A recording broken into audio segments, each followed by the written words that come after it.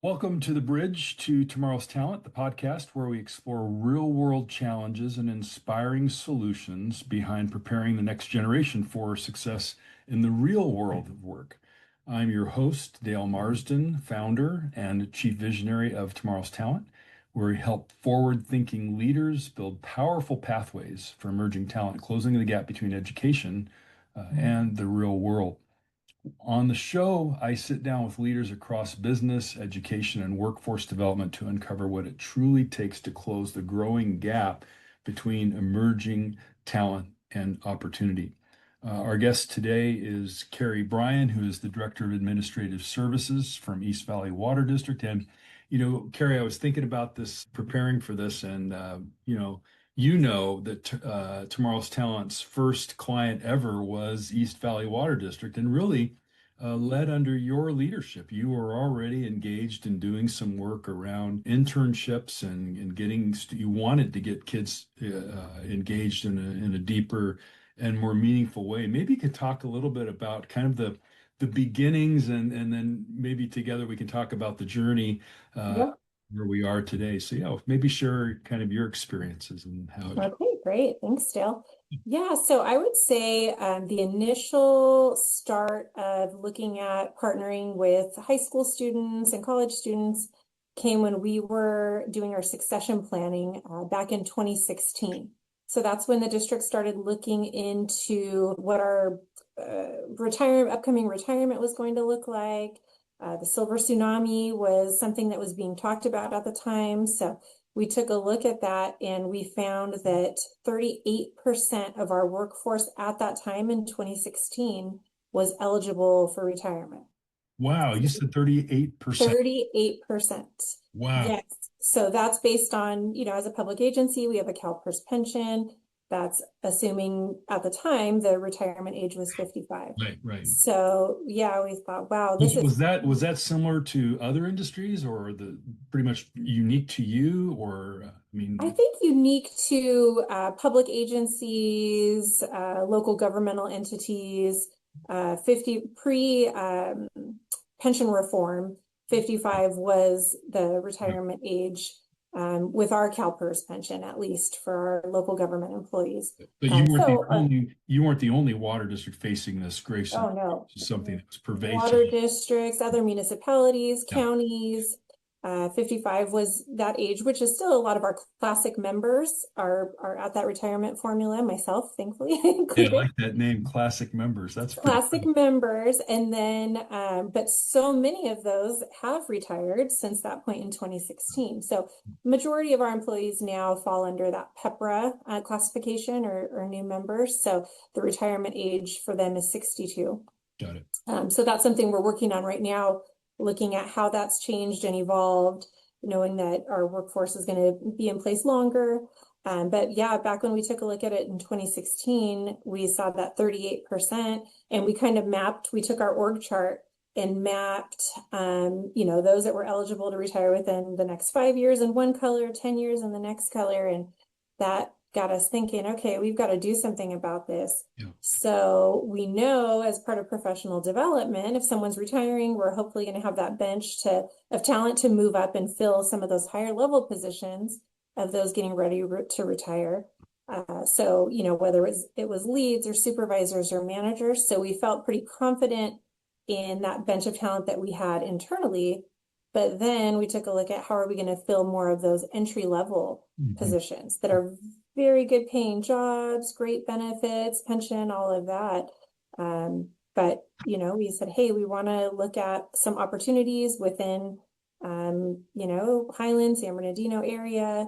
And that was when we started reaching out to the San Bernardino City Unified School District, and started looking into how we could start making some of those partnerships and start with exposing the kids to these types of careers, finding out the interest. We found out that there was a huge interest. So that was kind of how we got started. Yeah. And we got started really in 2020, Yep. in the middle of COVID, which, everybody's frozen in time, it seems like, and who's going to try anything new? But you were willing to try something new, and I think had great success. kind of building a remote internship program. And I mean, talk about that. It wasn't easy, but you did some of that. And yeah, So I think that was one of the things that was really interesting. You know, we put a lot of planning. I'd say we probably planned for about a year to get this kicked off. We worked with San Bernardino Valley College to have an instructor come on site to one of the local high schools to teach the Introduction to Water class. And we did that ribbon cutting ceremony, as you're well aware of, in February of 2020. We got the kids started. We had a great big group of kids interested. We did a lot of marketing. And then the very next month was when, you know, everything shut down and the kids all had to go into a virtual environment. We did lose some of the kids. It was hard enough for them to focus on their regular high school sure. curriculum and then to add these courses. But we did have that really good core group that stayed with it and started doing the classes virtually. And then, yeah, we got to get really creative with the virtual internship. Yeah.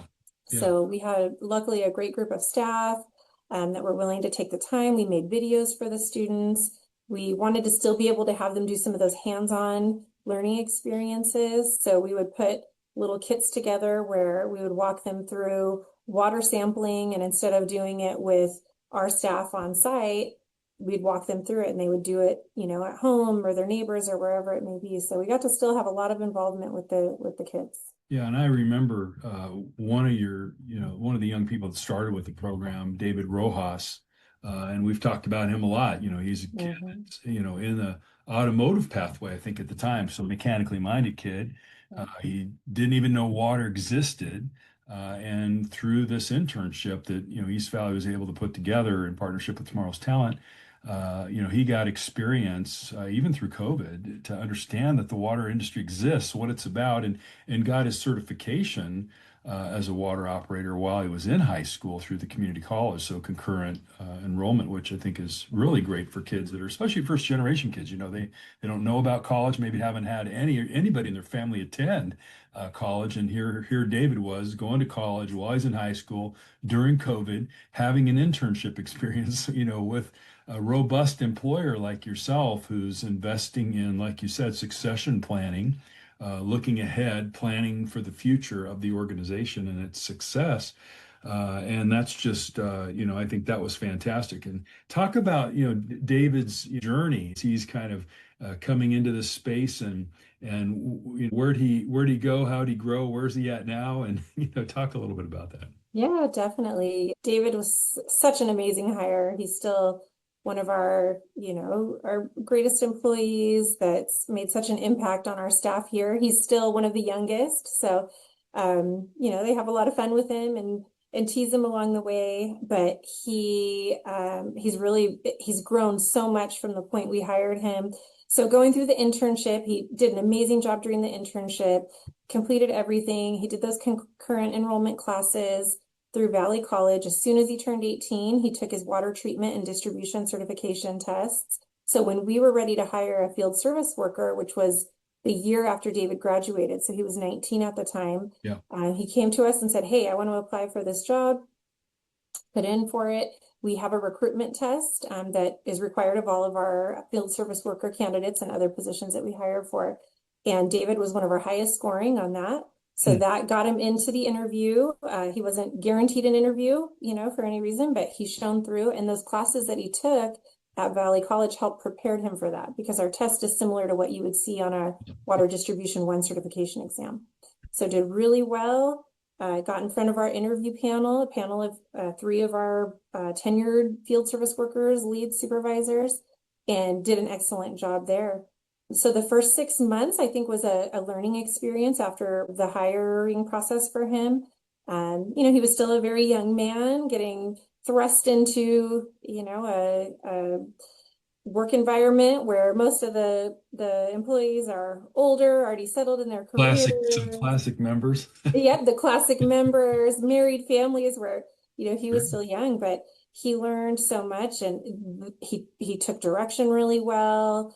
And he was just a sponge. Yeah. And after that first 6 months, he just excelled. And now he's out there on his own. He runs the valve truck, which the San Bernardino superintendent of schools recently just did a little video series for him on that, where Mm. he got to show his skill set and talk to some students.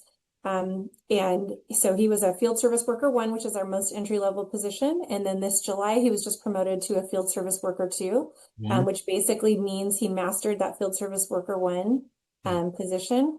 And they have full faith in him. He goes out on call, in the middle of the night, fixing leaks, turning people's water off and on, whatever it may be. So he's been an absolutely amazing employee. And we use him now to talk to other students when we have Great. tours and Yeah. other programs. So it's been so Lots. great.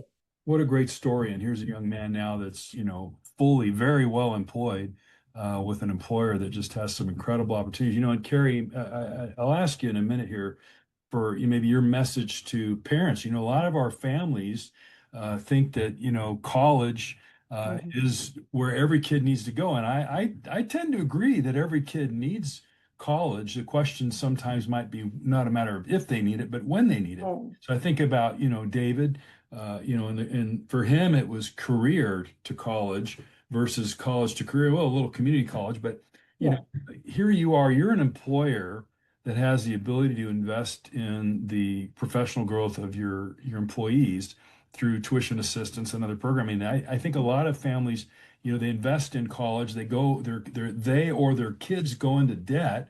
And yet the research is telling us 53% of kids with a bachelor's degree are unemployed. And most recently, the Burning Glass Institute and Strata put out a report called Talent Disrupted, and they said that that under and unemployment lasts for up to 10 years. And kids that are black or brown, they're going to have $20,000 more in college debt than their peers, their white peers. And so knowing that it's a huge investment that we're putting into the college to career kind of trajectory, when here's an employer that has the ability to support college. And I remember David telling me this himself. He says, now I've been in for a while, I've got my eyes on some promotions. So his ability to get a bachelor's degree and have some tuition assistance for promotability, that's a good thing. And even the former CEO John Mura said he kind of worked himself up to the ranks. And so what would be your message to parents who are looking at, maybe for the first time, careers that are offered in the public sector? Maybe talk about that a little bit. Okay, yeah. I think it's one of those things like you mentioned, at the beginning of our discussion, mo with water, most kids don't even, I mean, they drink it, they shower, and that's all they know about it. So there's so many careers, not only in water, but just out there, local government and other that people just have no idea about. And that's what I love about these trades type pathway programs that the schools are starting to incorporate, because it's getting those kids exposed to other things. So I think in this case, take it for the parents to take advantage of any of those programs that the schools are offering, find out what your kids are interested in, what they like, encourage them to take an elective or a pathway in that class. My son just started high school 2 weeks ago. So he's a freshman, and at the parent back to school night, meet the teacher night, they were handing out, it's not until January, but they were handing out a little flyer on like student trades night. So they were encouraging the parents to come and learn about all these different trades, whether it's plumbing, electric, HVAC, That's great. water, these types of things. So I think, especially for the students that maybe don't seem like college is for them to start out, with, or maybe it is a trade school or a community college, if they could do that and start exploring and seeing what's out there. And I think internships, apprenticeships, even just part-time jobs and anything volunteer work Yeah. is so huge. That's one of the things I found, even myself, being in HR, I won't hire someone, to work for me unless they've had some form of job. Something. Yeah. Yep. So you could come with a college degree, but zero work experience. That Yeah. hands-on work experience is so helpful. Yeah. And in David's case, this was a life changer for him, getting a great paying job, excellent benefits. He was able to help take care of his family. And now he's at that point. David's such a bright young man, and he's still young enough where he can start taking advantage of that tuition assistance program. Still young, doesn't have any kids yet, not married yet. he can work full time, take classes at night or online classes and start working towards that career.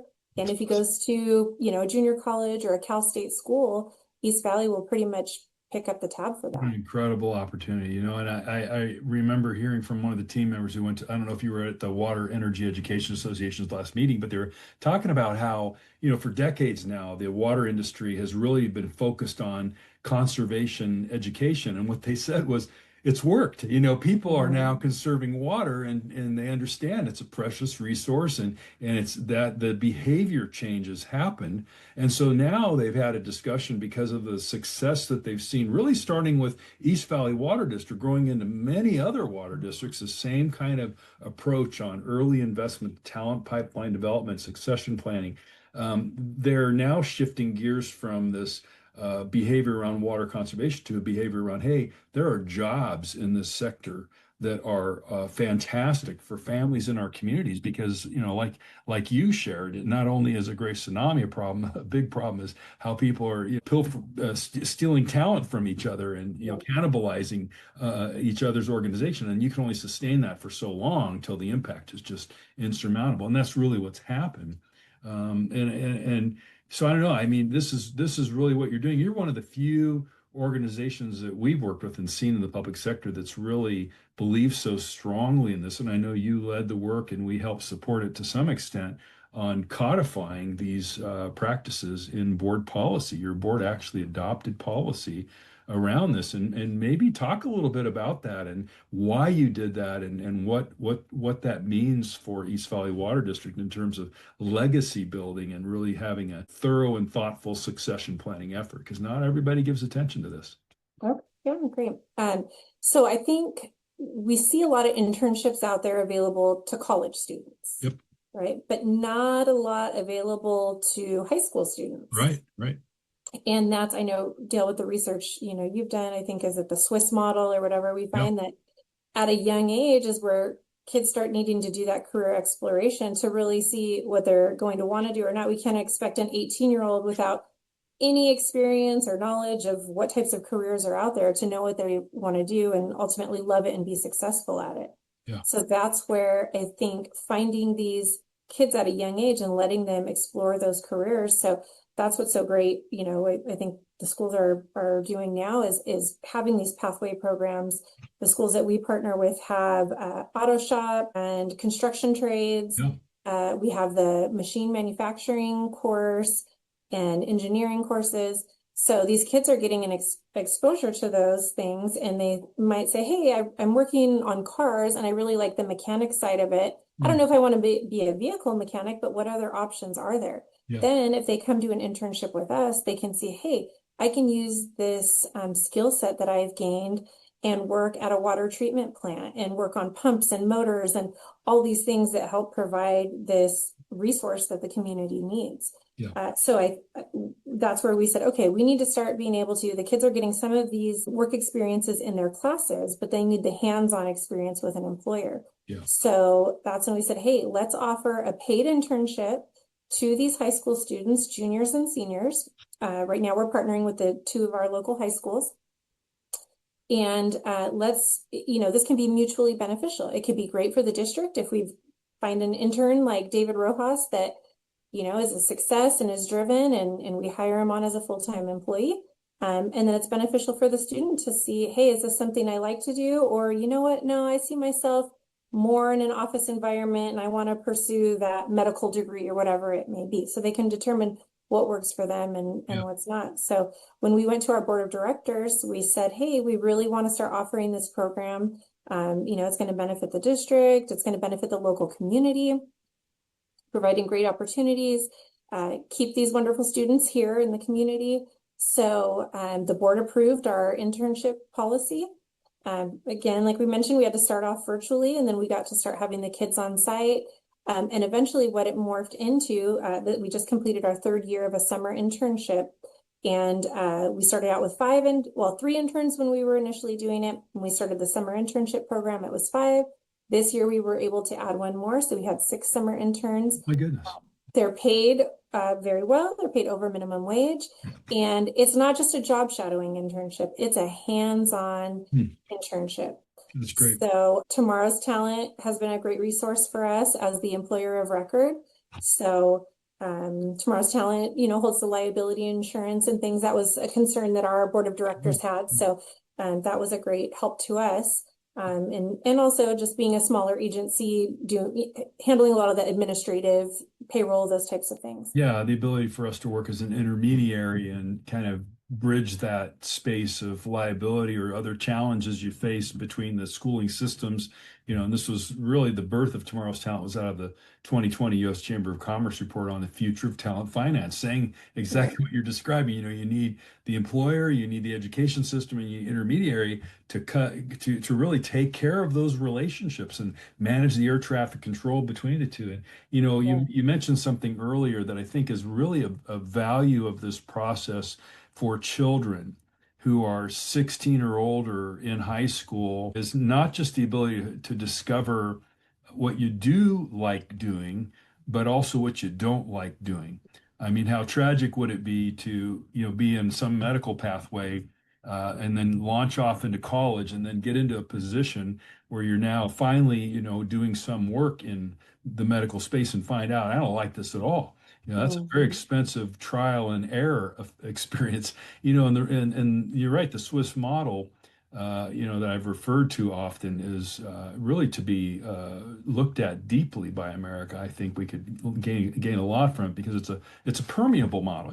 Students can go into one field, try it out, go into another field. They can switch and don't have to stay on a trade or college track. They can really think about it, what they want to do, and get more dialed in as they move along. But the tragedy of our U.S. system currently is, our average age of an apprentice is 30 years old, whereas in the rest of the developed world that has apprenticeships, you're starting at high school age, 16 and so forth. And so those are things that I think we can learn from. And your work in leading this experience for high school students, college students as well. It's important. The data tells us if you have just one internship in college, one for like 6 to 8 weeks, 8 weeks, 10 weeks, you can double your chances of getting a college paying job when you leave college, right? That's a big deal. That's a huge impact, and getting these kinds of experiences under their belt is important. And you then grew. I remember coming to you with the idea of trying out another internship experience in a different space besides just water operations. And your first kind of response was no. We got so much going on, there's just no way. But then you did eventually land in a space of hosting a cybersecurity apprenticeship in water. And that's actually taken off, I think, pretty well for you and expanded into other water districts thinking about it and doing it. Maybe share a little bit with our listening audience about that. Yeah, so Tomorrow's Talent first came to us and said, "Hey, would you be willing to host a micro internship?" And that was one of the first times I had heard that terminology. Well, what does that consist of? Because, we're a fairly small Yeah. company, agency, and we have a small IT department of three, now four with Tyson, which I'll get to. But, we said, oh, okay, maybe a half day, 4 hour, thing that we could do. So Ryan, our IT manager, spent a half day with these students and was so impressed by, many of them. But there was one that really stood out, and he was one of the ones that applied when you guys reached out for the cybersecurity IT internship. And we brought Tyson on board first as a part-time intern. He was still very dedicated to school, so a few hours a week here and there. We kind of moved him up into that apprenticeship Yeah. space where he was working a lot more, getting formally evaluated as an employee, as an apprentice. And then he did so well for us, we ended up hiring him as an actual East Valley Water District part-time employee. And Tyson, he's done an amazing job. He's been help desk support, very heavy into networking and all kinds of other IT areas that I have know nothing about.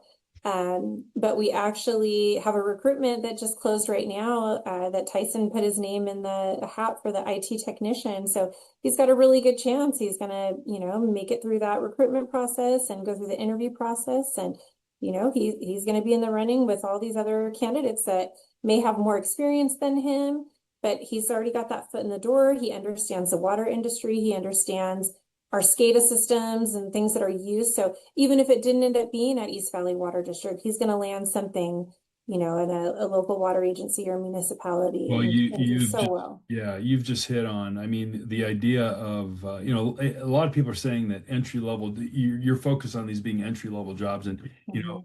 getting the experience is hard sometimes for kids out of high school. And I think I've heard data saying now with the advent of AI, 50%, upwards of 50% of entry level jobs are going away. And so here you've created all the experiences a student needs within your organization to build up in this talent kind of you're developing your bench, and you're doing it in a very unique way that is creating an ecosystem in the community of the education system locally, starting out with kids very young, being aware of the jobs even existing. I mean, you're bringing your trucks out and your people out to elementary, middle schools. Let them see it as young as they can so they're aware it exists and what the different possibilities and experiences are, and growing in this really experienced pipeline. I mean, this has been just a incredible trail that you've blazed, and I know that this is not just now in East Valley Water District, but it's taken off. Others have taken notice. You're really the pebble in the pond when this message has gotten out to dozens of water districts in the state, including the state's largest water supplier, Metropolitan Water District of Los Angeles, and just super excited about your leadership in that work. Um, I want to ask you a question about something that I don't know if I've ever talked about this before specifically, but I think you and I've talked about it in passing. I haven't talked about it specifically with others, but Gallup put out this survey on employee engagement, and they've said that employee engagement is right now at an all-time low of 21%, costing employers in the U.S. a total of $433 billion, right? It's a huge impact, employee engagement. And people like yourself in organizations, the managers, executive managers own, they say, about 70% of team engagement. And, the ability for teams to be engaged, 70% of that is on your shoulders. Yet the manager's engagement, they report, is down, 30% to 27%. So it's not too high either.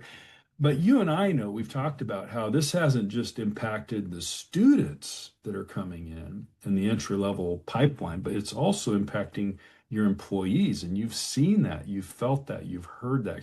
Maybe we don't have any measured, qualitative, quantitative. We don't have quantitative data on it, but we've got qualitative data from your experiences. Maybe talk a little bit about that and share what have been your observations about your employees who are engaging in this work and their engagement.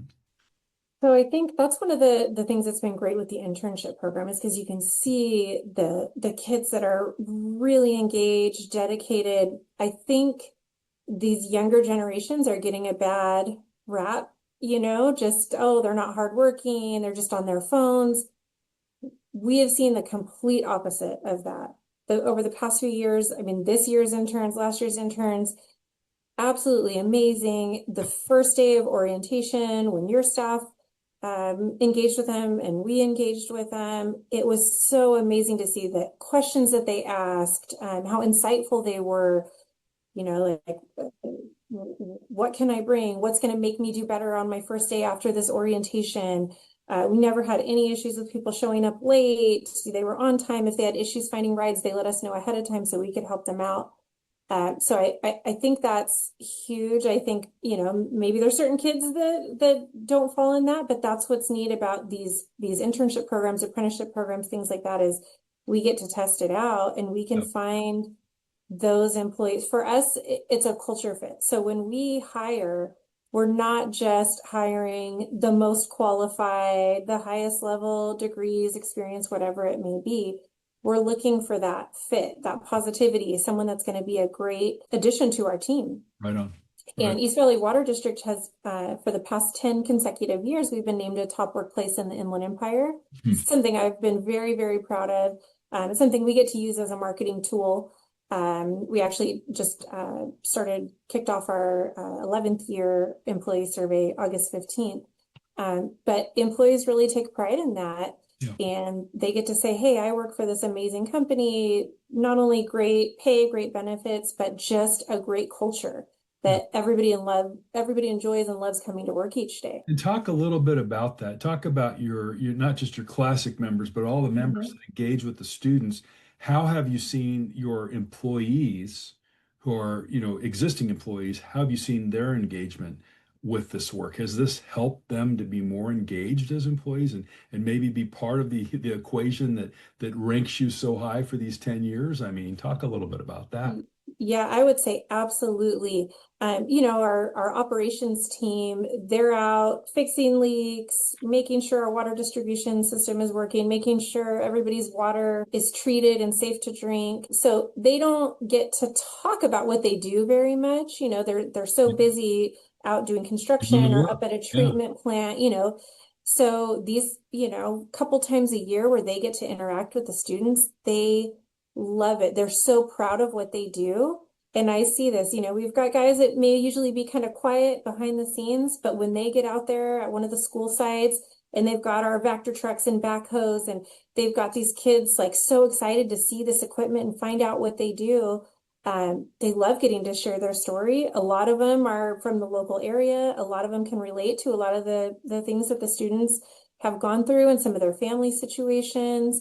So they could tell their story and they actually love what they do. And I think that's really cool that the kids get to see that because I think a lot of times, maybe even at home, their parents may have jobs, that they don't love, and that's what the kids see. Well, these kids can see that there's more out there. Yeah. So I think our staff loves it at all different levels, whether it's our operations team, myself and Eileen in HR, when we get to interact with the kids, our public affairs department, customer service. That's one of the cool things with the summer internship is although the kids have dedicated roles, they still get to rotate throughout different areas within the district and get a little exposure. And everybody loves to tell their story. Yeah.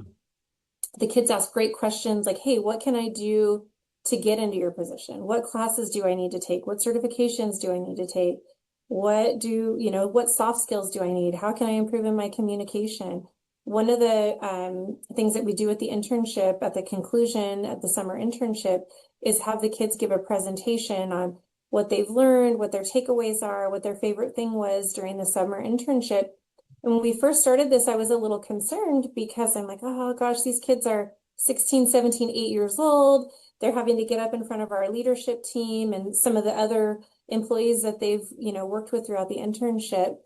Are they going to be uncomfortable? Are they going to be able to get up there and do this PowerPoint presentation? But that's another thing that they learned. Even if they were in an operations internship, they still got to work with our public affairs department on putting together a PowerPoint and how to give that presentation. And the kids do amazing. Yeah. And, they get to show their pictures and what they learned, and everybody has a different takeaway from it. But you could see how proud those kids are. And then looking around, the room at our employees that have interacted with them, you could see how proud they are too Yeah. of what the kids have learned from them and that they've got to share that knowledge with them. Yeah, I think it would be just fascinating to have a distinct employee engagement survey from Gallup just for your organization. Yeah. I think it would just throw it through the roof. I mean, you guys are blowing it out of the water when it comes to building the kind of culture, because we know culture eats strategy for breakfast, right? People don't leave their work they do, they leave the culture of the organization of their bosses. And so you've created a highly engaged workforce. You've focused on succession planning like nobody's business, and this keen attention to a transfer of knowledge. So many great people leave organizations every year, and organizations don't pay attention to transferring that knowledge. You're doing that. You're developing a deep bench of talent. We always say local talent, local employers, local economy, and these things build back because you're bringing in your own community to take on some of these jobs, and your investment in this work is just second to none. Kerrie, what would be your message to other business leaders or public agencies about this whole work and why they should do this and what they should think about? I mean, what would be your message to them? I think there's so much to it. But I think the biggest thing, that we found is giving back, showing, kids what is out there when they're still at a young age to learn it. Working with some of the schools, yeah, we just don't have a lot of employers that are engaging with us. And then you've got employers on the back end saying, we're not getting good employees. Yeah. Well, it's like that connection is so vital. So I think starting to, make those connections with the school, share the careers at these young ages. Like you mentioned, Dale, we start elementary school, middle school, and then the real hands-on stuff comes once they're in high school. But otherwise, kids don't know what they don't know, just like any of us. So getting that out there and realizing how much of a benefit it is. We have two great employees working for us right now, David Rojas and Tyson Rhodes. And I mean, they've just been absolutely amazing. So it's a really, really great way by starting, with these kids when they're young of getting long-term, excellent employees. Yeah. So that's something I would say is don't be afraid to do it. We're a very small agency, like I mentioned, within our HR department. It's just myself and Eileen. So there were some of those moments when I thought like, oh, how am I going to take on all this extra work, outside of our day-to-day, kind of creating this whole educational workforce piece. But that's where Tomorrow's Talent came in, as you said, the intermediary to help us with a lot of, the scheduling and meetings and things like that. So I think if you have a good partner, it's easy. Yeah. And East Valley is more than willing to help anybody that has any questions, that wants to get something like this started. One of the other local water districts now that is working with Tomorrow's Talent as well. They came and watched some of our equipment demonstrations and presentations and things to help get them started. So we're more than willing to help. That's great, Kerrie. And you're really ending on the note I wanted to ask how people can get in touch with you. And so I'll just say to our listening audience, if today's conversation sparked ideas, inspired some action, or opened your eyes to new possibilities, we'd love for you to leave a review and share this episode with someone who cares about the future of our youth and our workforce as much as you do. We want you to connect with our guest today, Kerrie Bryan, who is at East Valley Water District. Kerrie, how could people get in touch with you if they wanted to learn more about this or how they might do this in their organization?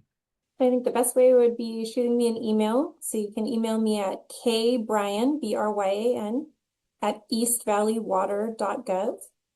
And then also I'll leave my office line is 909-806-4087. So either way, email, phone call, if I don't answer, leave a message and I'll be happy to get back to you. Wonderful. Thank you, Kerrie. And again, having Kerrie Bryan here with us, the Director of Administrative Services at East Valley Water District. So excited. At Tomorrow's Talent, we are building pathways that close the gap between education, real world skills, and meaningful careers. And we're glad you're here to help us do it. Kerrie, thank you so much. It's a real pleasure to work with you and know you as a leader. Thank you, Dale. Happy to be here. Take care.